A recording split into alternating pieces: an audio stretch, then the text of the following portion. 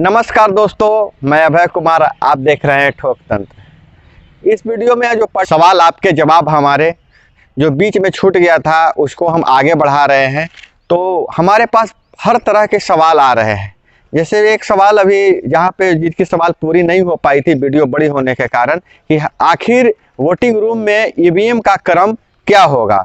और फिर दूसरा सवाल था कि मुस्लिम जाति में अति पिछड़ा में कौन कौन से आते हैं। और एक इंटरेस्टिंग सवाल यह भी था कि अगर लड़की अति पिछड़ा से हो, अति पिछड़ी जाति से लड़की हो, लड़की की शादी अगर पिछड़ी जाति में हुई हो और सीट आरक्षित हो अति पिछड़ी के लिए, तो वह चुनाव लड़ पाएगी कि नहीं लड़ पाएगी। तो सारे सवालों का जवाब दे रहे हैं हमारे जो अतिथि हुए सत्यदेव सिंह और चुनाव विशेषज्ञ प्रेम सिंह। तो देखिए आगे की क्या स्थिति है। मुरलीधर जी का बहुत ही बढ़िया सवाल है और यह इस सवाल को जानने के लिए हमने 2-3 अधिकारियों से संपर्क किया था। और आपको भी प्रेम जी, चूंकि आप चुनाव विशेषज्ञ हैं, आपको लगेगा कि यह बहुत ही मतलब टेक्निकल सवाल है। इनका सवाल है वोटिंग रूम में ईवीएम रखने का क्रम क्या होगा। ये यही पूछ रहे हैं कि अगर वोटिंग रूम में हम गए तो ईवीएम 1 2 3 4 6 तरह का ईवीएम होगा, तो वो ईवीएम रखने का क्रम क्या होगा। पहले मुखिया का ईवीएम होगा कि जिला परिषद का ईवीएम होगा कि नीचे से शुरू होगा कि पहले वार्ड से शुरू होगा। इनका ये बहुत ही टेक्निकल सवाल है और हम जहां भी गए अभी तक यही बताया गया कि देखिए अभी तक इस तरह की कोई सूचना नहीं आई है। जब गाइडलाइन जारी हो जाएगा तो हम बताएंगे। मुजाहिदीन जी का सवाल है कि सर, अनुसूचित जाति में मुस्लिम बैकवर्ड आते हैं कि नहीं आते हैं। तो आपका सवाल का जवाब देने के लिए हम प्रेम जी को देते हैं। आप चेक कर लेंगे, तब तक देख लीजिए मुस्लिम बैकवर्ड का उसका नाम है कि नहीं है। आप उसको क्लियर कर लीजिएगा। प्रेम जी देख रहे हैं, तब तक हम दूसरे व्यक्ति का सवाल ले लेते हैं। एमडी आजाद जी का सवाल है, डॉक्टर साहब, पीएम किसान सम्मान निधि योजना का लाभ जो ले रहे हैं वह चुनाव लड़ सकते हैं कि नहीं लड़ सकते हैं। बिल्कुल, बहुत अच्छी सवाल इन्होंने किया है। आप देखिए, प्रधानमंत्री जो सम्मान योजना है किसान का, वो मानदेय नहीं है, भत्ता के रूप में है। वो सहायता प्रधानमंत्री देते हैं किसानों को खेती करने के लिए, इसलिए उस पर किसी तरह का कोई प्रतिबंध नहीं है। आप चुनाव वो लड़ सकते हैं, सम्मान योजना का लाभ लेने के बाद भी वो चुनाव लड़ सकते हैं। महावीर जी पूछते हैं, जिला पूर्णिया बिहार में पड़ता है, मैं कस्बा प्रखंड का रहने वाला हूं। मेरा पंचायत पड़ता है सतवेली, वार्ड नंबर 10, नारायण बसेरा। कोई 10 आदमी बैठ के पंचायत भवन होता है, वह भी नहीं होता है। मेरे होटो भारत माता की जय, भारत माता की जय। महावीर जी, आप शायद व्यंग कर रहे हैं कि पंचायत में 10 आदमी को ही रह के ग्राम सभा का आयोजन कर लिया जाता है। तो आप ख्याल रखिए, आप सजग रहिए, लोगों को सजग कीजिए कि इस तरह का नहीं हो। और जब देखिए, यही तो शुभ संकेत है कि आपने सवाल उठाया, अंकुर फूट रही है और ठोक तंत्र का यह प्रयास सही जा रहा है कि लोग अब इस दिशा में भी सोच रहे हैं। बहुत बहुत धन्यवाद सर। पति पत्नी दोनों मुखिया पद के लिए एक ही पंचायत से नामांकन कर सकते हैं कि नहीं कर सकते हैं? डॉक्टर साहब, आप इसको देख लीजिए। जी, ऐसी कोई बात नहीं है। तो आप एक पंचायत से एक पद पर मुखिया के लिए हो या पंचायत समिति की हो, पति पत्नी दोनों चुनाव लड़ सकते हैं। उनका किसी तरह का कोई बाध्यता नहीं है। निर्वाचन आयोग ऐसा का निर्देश है इस तरह का।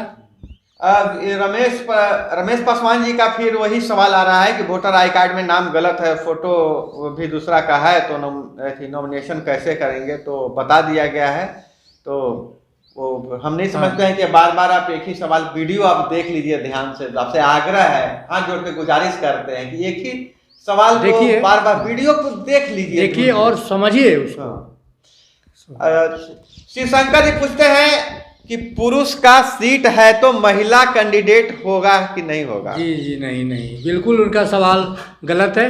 जहां पुरुष का सीट है वो महिला चुनाव नहीं लड़ सकते। माने समान अगर हो, वह सीट समान हो तो कोई व्यक्ति लड़ सकता है, महिला हो या पुरुष हो। लेकिन पुरुष के लिए आरक्षित है तो महिला वहाँ चुनाव नहीं लड़ सकती है। शंकर जी का फिर बहुत ही मेरे सजग व्यूवर्स हैं और हमेशा सवाल पूछते रहते हैं। इनका 2-3 सवाल है, तो एक सब और एक आग्रह भी करते हैं कि मेरा तीनों सवाल का जवाब भी दे दीजिए।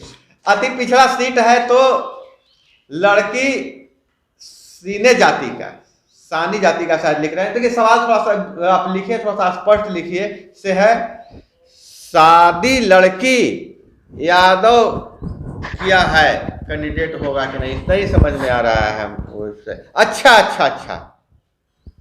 आपका मैं अब समझ गया। अति पिछड़ी जाति की लड़की अगर शादी किया है यादव से, लड़का यादव का है, पिछड़ा का, हाँ, तो पिछड़ा से सीट का कैंडिडेट होगा कि नहीं होगा? पत्नी कैंडिडेट है, अब पति प्रस्तावक बन सकता है कि नहीं बन सकता है? 2 सवाल है आपका। मैं पहले सवाल का जवाब मैं खुद दे रहा हूं कि पत्नी कैंडिडेट है तो पति प्रस्तावक बन सकता है। और अति पिछड़ा सीट है और लड़की अति पिछड़ा है और शादी यादव से किया है तो लड़की कैंडिडेट हो सकती है कि नहीं हो सकती है? देखिए इसमें सवाल है कि इसे उनको जाति सर्टिफिकेट बनाना होगा। जब जाति प्रमाण पत्र अगर उनको मिल जाएगा अति पिछड़ा का तो चुनाव लड़ेंगे, नहीं मिलेगा तो नहीं लड़ेंगे। एक और चीज मैं कर दूं, अभी उसमें बातचीत हो रही थी कि लड़की को जाति प्रमाण पत्र लेना है मैके से। ऑब्वियसली उनको अति पिछड़ा का मिलेगा ही। यार बहुत इंटरेस्टिंग सवाल है। और राशिद जी पूछते हैं संपत्ति का घोषणा पत्र जिसमें चल व अचल संपत्ति विवरण हो, इसका पूरा डिटेल में वीडियो दे ताकि सभी को समझ में आ सके। बिल्कुल आपका सही आग्रह है और हम लोग संपर्क में है। देखिए ठोक तंत्र की एक खूबी है कि कोई भी जानकारी हम लोग तुक्का मिला के नहीं करते हैं। हमारे सामने से भी जब मैं देखता हूँ यूट्यूब पे तो आ जाता है कोई किसी का थंबनेल आता है कि अभी अभी घोषणा हुई 2 मिनट पहले चुनाव की तारीखों का ऐलान। जी लोग क्लिक करते हैं, क्लिकेबल फैड ऐसा डाल देते हैं और खोलिए तो पुरानी खबरों को बकते रहते हैं। तो और ठोक तंत्र पर ऐसा बिल्कुल नहीं होता है। हमारे पास पूरी टीम है, समृद्ध टीम है, विद्वान लोगों की टीम है और हम अपनी क्रेडिबिलिटी खराब नहीं करते हैं। इसलिए हम थोड़ी सी लेट हो रही है डॉक्यूमेंट्स के बारे में, चाहे किसी चीज की जानकारी देने में। शंभू कुमार जी का सवाल है, इनके मन में शंका है। यह बोलते हैं कि मैं 45% दिव्यांग हूं, जी मैं उम्मीदवार बन सकता हूं कि नहीं बन सकता हूं? देखिए इसमें उम्मीदवार बनने के लिए दिव्यांगता है या नहीं, ये है नहीं। आप उम्मीदवार बन सकते हैं, दिव्यांग हो या सही सलामत हो। दिव्यांग का तो आरक्षण वगैरह तो सीट है नहीं, नौकरी में है नहीं, इसलिए चुनाव आप लड़ सकते हैं। तो सर प्रेम जी, क्या आपको कोई मुस्लिम जाति का नाम मिला उस अति पिछड़ा के लिस्ट में?